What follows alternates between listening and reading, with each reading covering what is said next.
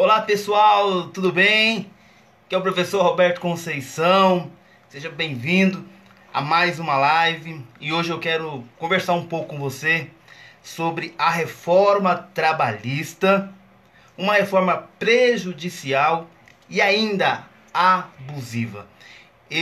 Na verdade, gostaria que você compartilhasse esse vídeo com seus amigos, com seus familiares, porque eu quero trazer hoje um pouco da minha indignação de uma forma até mais aprofundada do que já era no que tange à reforma trabalhista, aos direitos dos trabalhadores que foram realmente retirados, foram de forma prejudicial, de forma abusiva, sem uma análise aprofundada dos prejuízos e o retrocesso que essa reforma pode ainda causar para a classe trabalhadora. Eu sou professor de Direito do Trabalho, Processo do Trabalho e também advogado. Eu milito nessa área, estamos diariamente em contato com os trabalhadores, com os direitos que são ofendidos, direitos que são retirados desses trabalhadores diariamente, gente. É algo assim surreal. Você que mora em São Paulo, por exemplo, se você for no Fórum da Barra Funda, você vai entender o que eu estou dizendo. O Fórum da Barra Funda, por exemplo, é um mar do litígio, é tanta gente, tanto processo, e que você fica assim realmente espantado. Mas a minha indignação aumentou muito por conta do debate de ontem. Ontem a Rede Globo realizou um debate e eu falei, vou assistir esse debate. Eu quero assistir, eu quero ver o que os futuros, ou o futuro presidente da República tem a dizer sobre os direitos dos trabalhadores e qual é a sua proposta em relação a tudo isso que está acontecendo. Para que você que ainda não se inteirou com esse assunto, você sabe que em novembro de 2017 entrou em vigor a Lei 13.467, que alterou mais de 100 itens da nossa CLT, a CLT de 43. Sobre o prisma, sobre a ideia que a nossa CLT já estava ultrapassada por ser uma CLT de 43 e precisava urgentemente de uma reforma.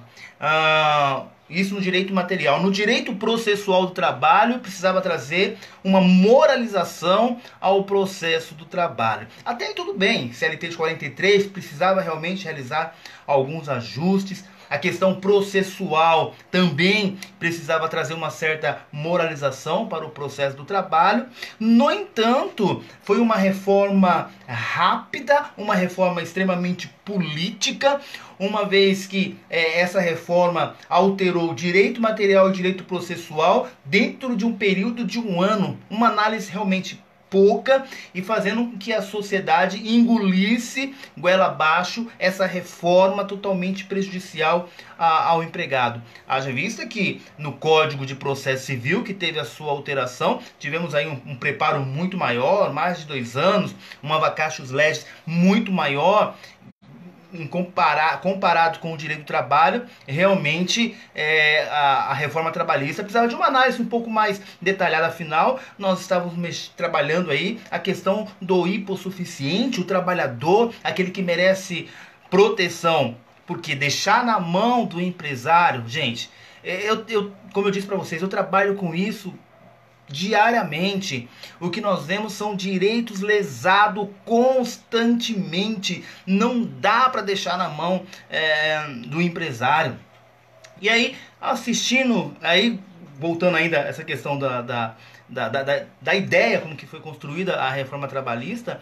E aí, nós tivemos aprovação na Câmara, nós tivemos aprovação no Senado. Mas antes de ter a aprovação do Senado, nós tivemos diversos itens dessa reforma que o Senado barrou. O Senado falou, não vai, nós não vamos aprovar, isso vai ter que voltar para a Câmara e vai ter que analisar alguns itens. O Temer disse, olha, aprova que depois eu edito uma medida provisória e esses detalhes aí, eu vou editar a medida provisória e vai ser resolvido. Legal, realmente, o Temer editou a medida provisória, só que a medida é provisória, 60 dias, pode ser renovado para mais 60 dias, uma questão de urgência. Ok, mas e aí? Dia 23 de abril, a medida provisória caiu.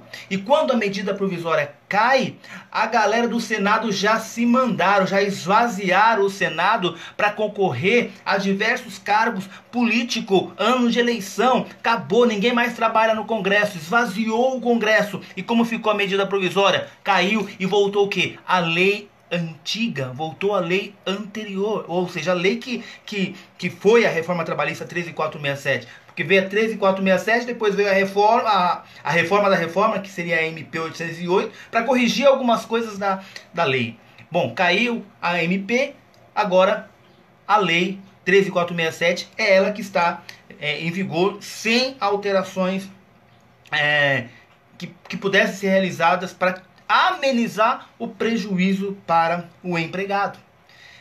E aí, gente, o que me causa muita estranheza é que ninguém falou mais dessas alterações da Lei 13467. Caiu a MP e isso ficou em silêncio, ninguém fala mais nada. E aí, ontem nós tivemos o debate e quando surge a pergunta da reforma trabalhista, dos direitos que foram retirados dos empregados, porque veja, a reforma trabalhista, ela retirou inúmeros direitos dos empregados. Nós tivemos mais de 100 itens alterados na CLT. 99% foi em prol do empregador. Pouquíssimas alterações foi em prol do empregado. A maioria, quando não podemos dizer 100%, foi em favor do empregador. E ontem, não é possível. Os candidatos à Previdência da República, eu não quero discutir política, porque, cara, o Facebook já está, cansando de tanta discussão, ele sim, ele não.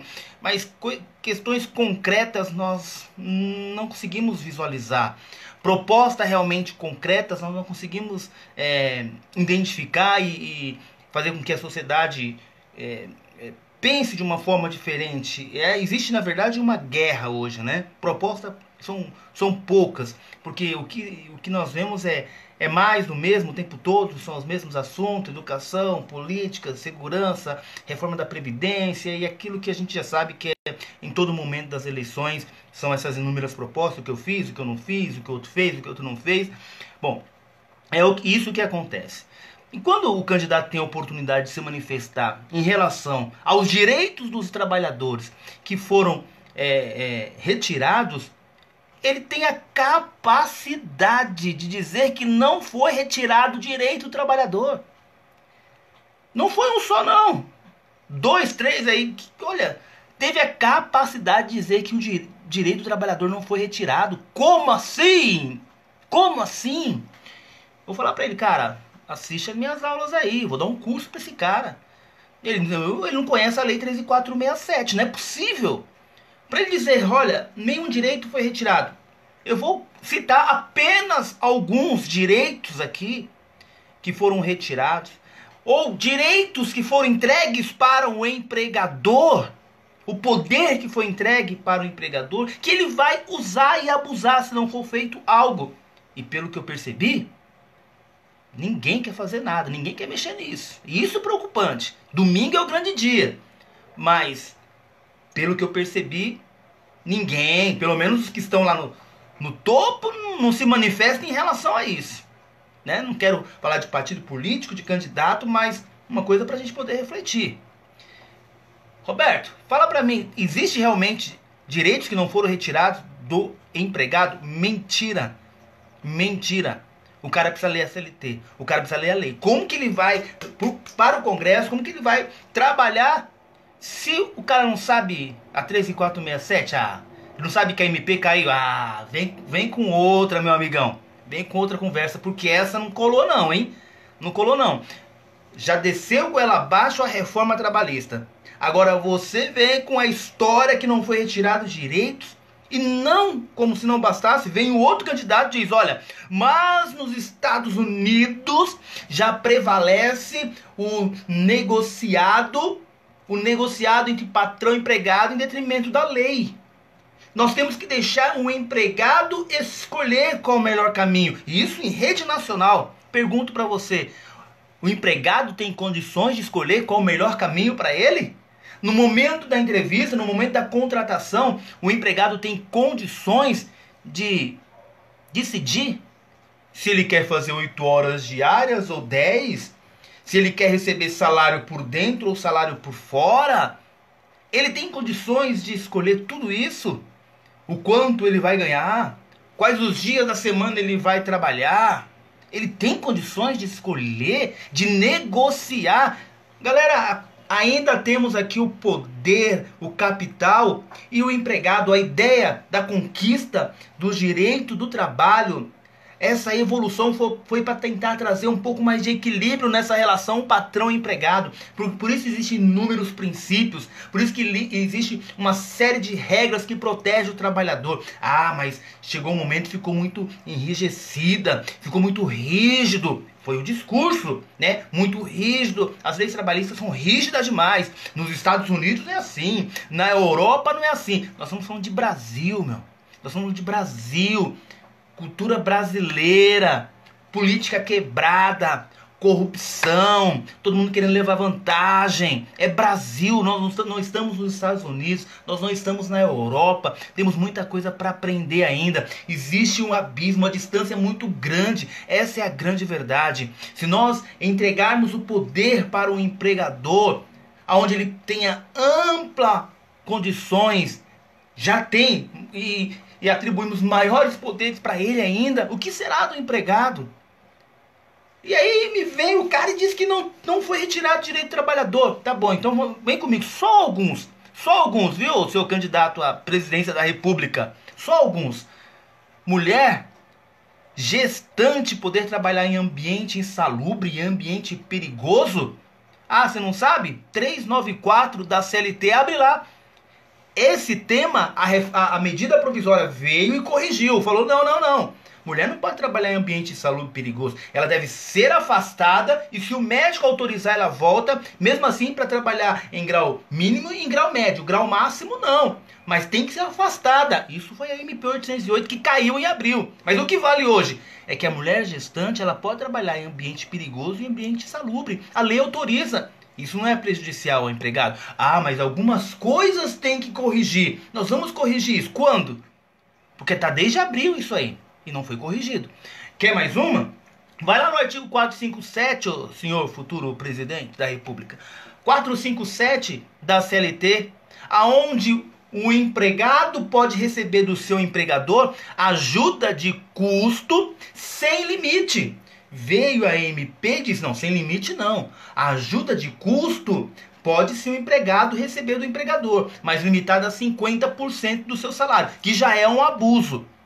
Mas a MP caiu. E o que vale hoje? Que o empregador pode entregar para o empregado ajuda de custo sem limite. Significa dizer regularizar o pagamento por fora. Mas como assim, Roberto? Imagine, vem comigo, imagine você, um empregado foi contratado para ganhar R$1.000. E o empregador fala, olha, eu vou te contratar por R$1.000 e vou te dar R$3.000 de ajuda de custo. E essa ajuda de custo não terá natureza salarial, ou seja, quando ele for receber as férias, ele vai receber as férias sobre 1.000, 13º sobre 1.000, fundo de garantia sobre 1.000, previdência social está sendo recolhido sobre R$1.000. Quando ele for dispensado, ele vai receber 40% dos depósitos que foram feitos na conta vinculada do FGTS sobre R$1.000. Roberto, e os 3.000 que ele recebe como ajuda de custo? Não tem natureza salarial. Pode inclusive entrar na folha de pagamento, mas não tem natureza salarial. Isso não foi prejudicial ao empregado? Isso não foi prejudicial ao empregado? Você não está entregando para o empregador um poder absurdo, aonde ele pode trabalhar e manipular da maneira que ele quiser. Ah, só foi isso então. E a medida provisória resolveu isso? Resolveu mais ou menos, estabelecendo apenas 50% sobre o salário do empregado. Mas a medida caiu, MP caiu e ninguém fez nada. Ah, Roberto, foi só esses 2 itens não. Oh, senhores presidentes, futuros presidentes da República, tem mais ainda. Tem mais? Tem. A reforma trabalhista usou Pode compartilhar, estão perguntando aqui, pode compartilhar à vontade. Eu demorei para falar, eu estava bem tranquilo, mas ontem chegou no meu limite. Eu tive que falar, tenho que falar, até porque meus alunos me cobraram, Roberto, fala alguma coisa sobre isso, estou falando. Olha o que está acontecendo. Vamos refletir para domingo, galera, vamos refletir, vamos pensar. Então, a reforma trabalhista, ela usou o teto da Previdência Social para definir algumas situações. Por exemplo, o teto da Previdência Social para estabelecer a justiça gratuita. Aquele que ganha até 40% do teto da Previdência, hoje o teto é 5.200 alguma coisa, né? Tem direito à justiça gratuita. Ele usou o teto da Previdência Social para estabelecer o limite máximo das custas. Legal. Ele usou o teto da Previdência Social para estabelecer aquele que pode ter uma cláusula arbitral, aquele que ganha acima de 2 vezes o teto da Previdência, artigo 507A, ele pode estabelecer cláusula compromissória de arbitragem. Pode.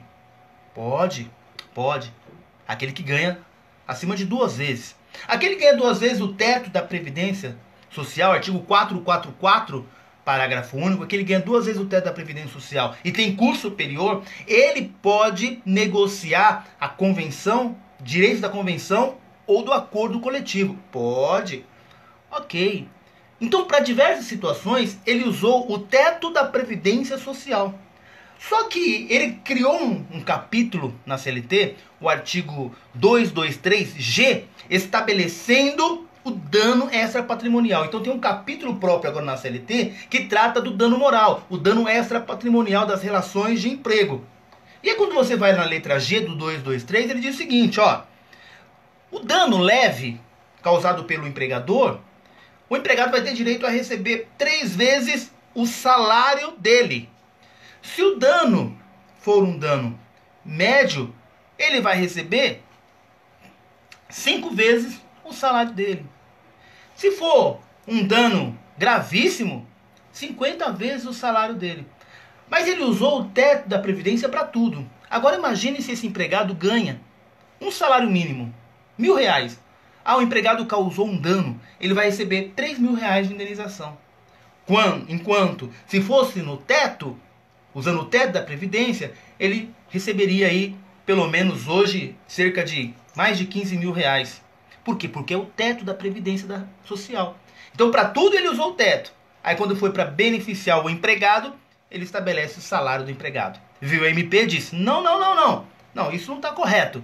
Tem que continuar usando o teto da Previdência. Só que a MP caiu. Não foi prejudicial ao empregado?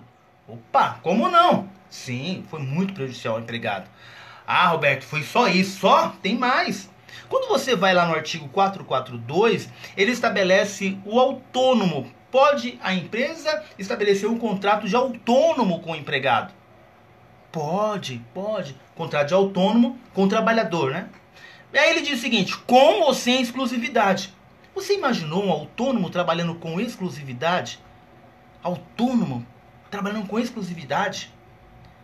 Mas se ele preencher os requisitos, ele vai ser empregado. E a MP diz, não. O autônomo, firmar o contrato de autônomo, vedada cláusula de exclusividade. É proibido cláusula de exclusividade. Só que a MP caiu. Alguém fez alguma coisa? Não. O que está em vigor? A 13.467. Isso é prejudicial ou não é prejudicial ao empregado? É prejudicial ao empregado. Roberto, acabou nada. Não, senhor, não acabou não. Vai lá no 452A da CLT, que vai falar de um tal de contrato intermitente.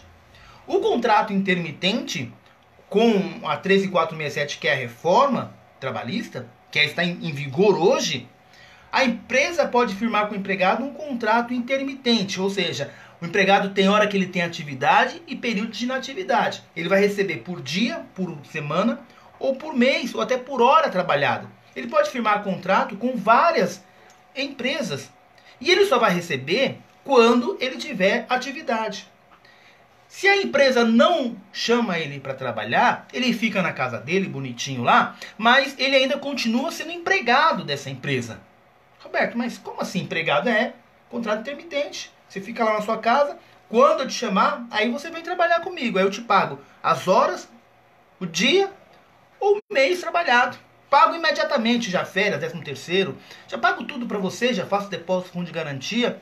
Ok. Roberto, e se a empresa ficar por um período de 6 meses sem atividade, sem chamar esse empregado? Ok, tudo bem, chama quando tiver atividade. Com 8 meses, chama quando tiver atividade. Roberto, e se a empresa ficar 1 ano sem chamar o empregado para prestar serviço? Aí ele continua funcionário daquela empresa. Roberto, e se a empresa ficar 1 ano e meio, 2 anos, sem chamar esse empregado para desenvolver as atividades? Ele continua sendo empregado da empresa. Ele não trabalha, ele também não recebe. Ele é empregado, mas é um contrato de intermitência. Ele está lá na casa dele, aguardando ser chamado. Roberto, e quando que ele vai sacar o fundo de garantia? Quando esse contrato vai encerrar? Não encerra. Se a empresa não quiser encerrar esse contrato, não encerra. E aí veio mais uma vez a medida provisória, porque o Senado barrou, dizendo o seguinte, ó, vamos fazer o seguinte aí, ó, vamos resolver essa questão. Quando a empresa ficar por mais de 1 ano sem chamar esse empregado para desenvolver as atividades, considere esse contrato encerrado e o empregado tem a possibilidade de sacar o fundo de garantia. Coerente, razoável. Só que a MP caiu. Ninguém falou mais nada. E o que está valendo agora? É isso mesmo. A empresa pode contratar esse empregado, um contrato intermitente, e não tem prazo para romper este contrato. Ele pode ter contrato com 5 empresas, de repente essas 5 empresas chamam ele esporadicamente algumas vezes. Ele tem um saldo lá no FGTS, que já fazem aí 2, 3 anos que nenhuma empresa mais chama esse empregado para desenvolver as atividades. E ele não consegue sacar esse fundo de garantia, porque o contrato não foi encerrado. Ele continua empregado dessas empresas. Olha que absurdo. Mas é o que está em vigor. É o que está valendo hoje. E aí a gente tem que parar para pensar. Realmente, nada foi prejudicial ao empregado? Pelo que eles falaram ontem, tudo isso aqui está dentro de uma normalidade, né? Quer mais? Opa, tem mais. Você já imaginou que para você ingressar com ação agora, se você for pleitear insalubridade, periculosidade, ou for pleitear uma indenização por um acidente do trabalho, vai ter que designar a perícia. O juiz vai designar a perícia. Só que chegando lá, na empresa, o perito detecta que aquele ambiente não é insalubre, ou que aquele ambiente não é perigoso, ou que você, empregado, não sofreu um acidente de trabalho, ou aquela doença não é decorrente do acidente de doença laborativa. Aquela doença não é em relação ao trabalho. E aí, quem paga a perícia? O empregado. Agora, imagine você, o empregado, ele não é perito. O advogado não é perito, não é expert no assunto. O juiz também não, vai ter que designar a perícia para descobrir se aquele ambiente é insalubre, perigoso, ou se aquela doença é uma doença laborativa, ou se foi um acidente do trabalho. Vai ter que ter perícia. Agora, tendo perícia, porque ninguém é perito, precisa de um especialista. E ele detecta, olha, esse ambiente não é perigoso, esse ambiente não é insalubre, ou essa doença aqui, que você, empregado, achava que era por conta do trabalho, não tem relação, não guarda relação com o trabalho. Então, a sua perícia foi negada. E aí, como que fica? Quem vai pagar o perito? Ah, o empregado paga o perito. Ah, o empregado vai pagar o perito. Imagina esse empregado ganhando um salário mínimo. Imagina esse empregado sendo um trabalhador rural. Imagina esse empregado desenvolvendo uma atividade que o que ele ganha, mal ele consegue pagar as suas contas do mês. Imagina esse empregado precisa agora buscar o advogado para pleitear os seus direitos na justiça do trabalho. E aí, meu amigo, se ele perder a perícia, ele tem que pagar a perícia. Imagina esse empregado ter que pagar honorários sucumbenciais. Imagina esse empregado, de repente ele não conseguiu ir na primeira audiência. Por algum motivo ele fica numa dependência de ter um atestado que justifique de forma forte a sua ausência e para ele poder ingressar com uma ação novamente. Aquela ação que ele, de repente, não conseguiu ir, teve uma impossibilidade. Ah, mas é para a moralização do direito processual do trabalho. Mas ele vai ter que pagar as custas, senão ele não consegue ingressar com aquela ação novamente. Isso não foi prejudicial ao empregado? Não temos nada, então. Eu contei para vocês aqui apenas alguns direitos que, no nosso ponto de vista, nosso humilde ponto de vista aqui, humilde ponto de vista, foi prejudicial ao empregado. No nosso entendimento, isso foi prejudicial ao empregado. Olha uma outra coisa que me causa ainda estranheza, porque um candidato falou o seguinte, ó, tinha muito sindicato mamando nas costas do empregado.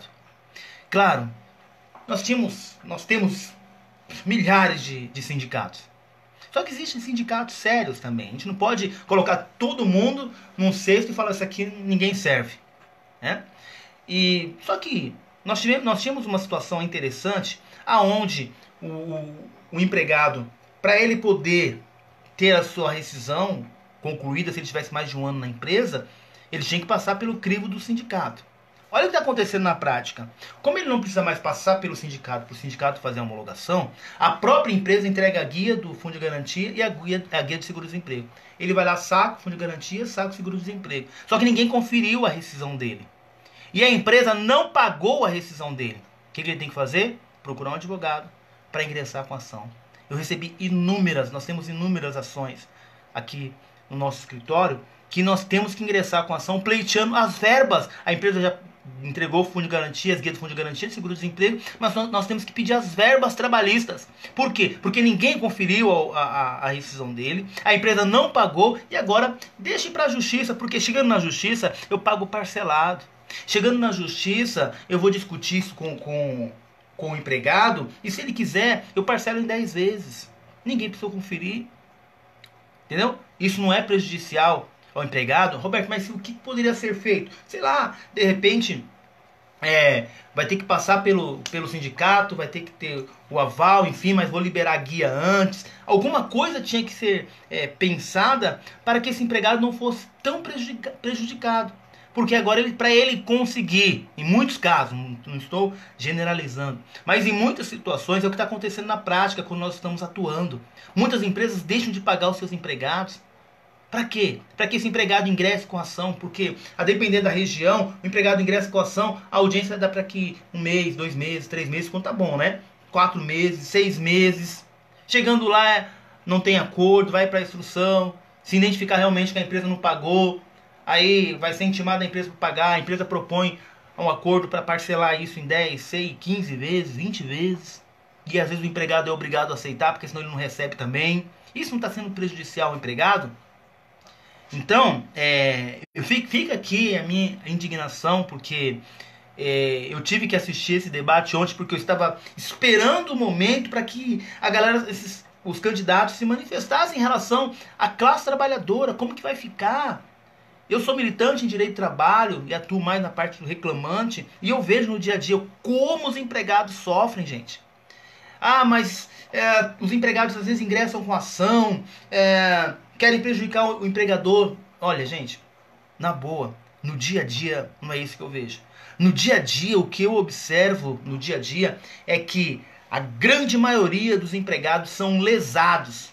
Sai e não recebem as verbas rescisórias, sai da empresa, não recebeu hora extra, não recebeu, não fazia intervalo para descanso e refeição, não recebia insalubridade, periculosidade, recebia pagamento por fora, foi mandado embora, a empresa alegando justa causa. A grande maioria, os empregados foram lesados. É isso que acontece no dia a dia. Essa é a verdade. Pergunta para qualquer advogado trabalhista se não é isso que está acontecendo. Já vinha acontecendo e está acontecendo.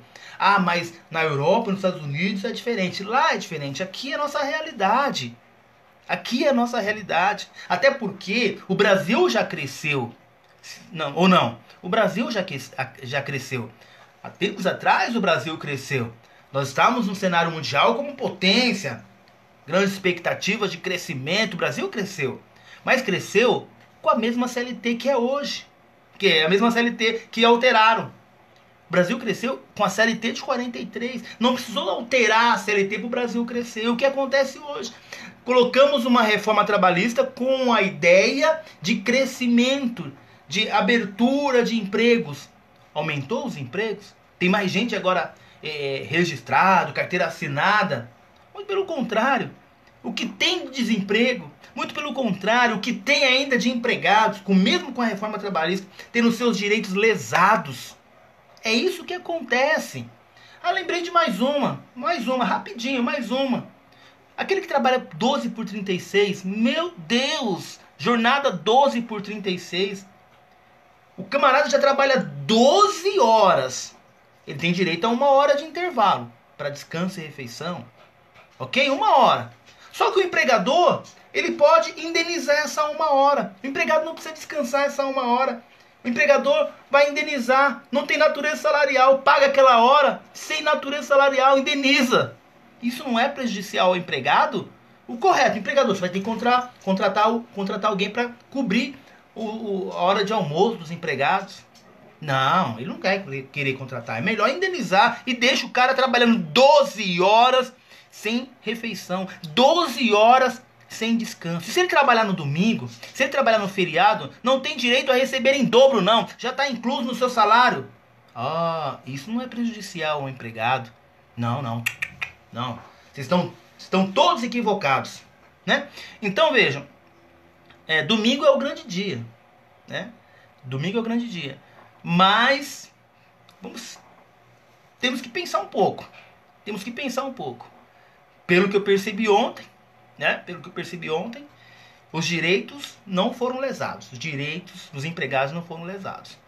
Se tudo isso que eu comentei com vocês aqui não é uma ofensa ao direito do trabalhador, ao princípio da proteção, a toda conquista da evolução histórica do direito do trabalho, se isso não fere essa conquista histórica do direito do trabalho, então o que vai acontecer? O que a gente pode esperar, hein?